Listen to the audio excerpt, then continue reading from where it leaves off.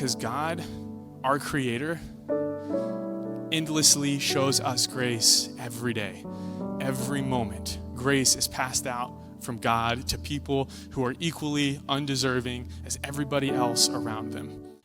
And the last response to grace that we are supposed to have as people who are citizens of the kingdom of heaven is answered in the question, who do I show grace to? Right? There is this interaction that Jesus has with some people where they're trying to, again, get to the bottom of the law. Ask Jesus, what are the most important laws? And Jesus and this person, they kind of figure out the most important laws are love God and love your neighbor. In that order. Love God with everything you have. Love your neighbor the same. And so this person, kind of a smart aleck, I think, is like, all right, but who's my neighbor? All right. Who am I supposed to love? Who am I supposed to show grace to? Who am I supposed to accept into the kingdom of heaven? Who am I supposed to engage with? So Jesus tells this story that I'm sure a lot of us are familiar with, the parable of the Good Samaritan. And the parable of the Good Samaritan is about two characters, a Jewish person and a Samaritan. And the Jew has been beaten, stripped naked, left for dead, and come across by a Samaritan. Now, Jewish people and Samaritans, they were like racially divided and ethnically divided. They hated each other. Largely, the Jewish people like looked down and spat on the Samaritans. They were like not people that they wanted to interact with, thought of them as like racially and ethnically less than themselves. And so when a Samaritan comes across this dying Jewish person, there is absolutely no reason that the world standards would tell this Samaritan that they need to do anything in this situation. But in this situation, the Samaritan, who has probably been cast down, I don't even know how many times, by a Jewish person, looks at him and sees that his needs are inconvenient. He's got to do a lot to take care of this person, and not only that, he's an other, right? I remember a while ago we did a series about others, the people we otherize.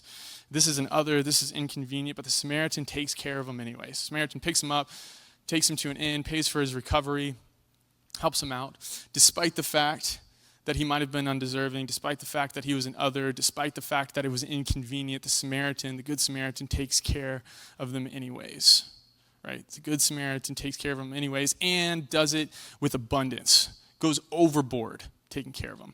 And so to the question, who is your neighbor? Who are we supposed to show grace to? Jesus says everybody.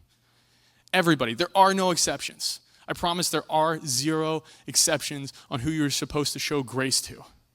You are supposed to show grace to everybody because in the kingdom of heaven, there are no others. In the kingdom of heaven, there isn't somebody else. In the kingdom of heaven, we are all equally undeserving of God's grace. We are all on the same playing field. So the third response of how we respond to God's grace is we give that grace to everybody. Something that we learn about grace through what we receive and how we give is grace does not have qualifiers.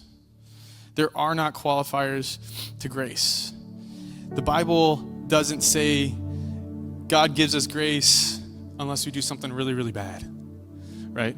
No, Christ died for us while we were still sinners. There's no qualifiers. It doesn't say God gives us grace as long as we work really, really hard to earn it, right? There are no qualifiers. It's only a gift from God that we have grace. Grace cannot come with qualifiers. The reason grace feels so good to be on the receiving end of is because we are getting something that is not deserved, and what we deserve hurts. And so when we're on the receiving end of grace, it feels so good. But the second you put in a qualifier, it is no longer grace. Once you put in a qualifier, you're taking apart the whole system that God set up inside of his kingdom. Qualifiers take away what grace is. In receiving grace, it feels good and it's easy. Receiving grace feels so good, and it's so easy to accept something that you don't deserve. But showing grace, giving other people grace, sometimes feels insurmountably difficult on its own.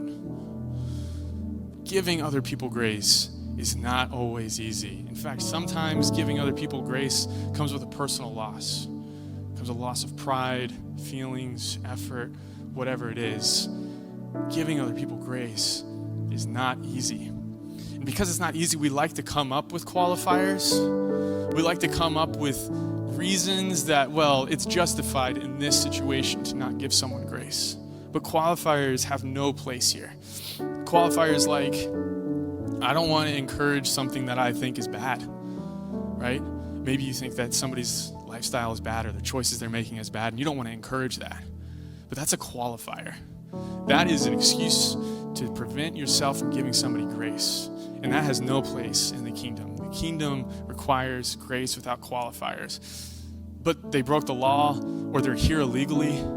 That's a qualifier. That is an excuse you are telling yourself to prevent yourself from giving somebody else grace. It would be inconvenient. I don't think they deserve it. Those are qualifiers. I had to pick myself up by the bootstraps. Why shouldn't they? Why shouldn't they have to work just as hard as I did? That's a qualifier. That has no place inside of grace. But I already forgave them once or twice or 10 times or whatever it is. Keep forgiving them. Keep showing them grace endlessly. Because God, our Creator, endlessly shows us grace every day, every moment. Grace is passed out from God to people who are equally undeserving as everybody else around them. We are all equally undeserving. And being a part of the kingdom, being a part of that leveled playing field demands that we respond.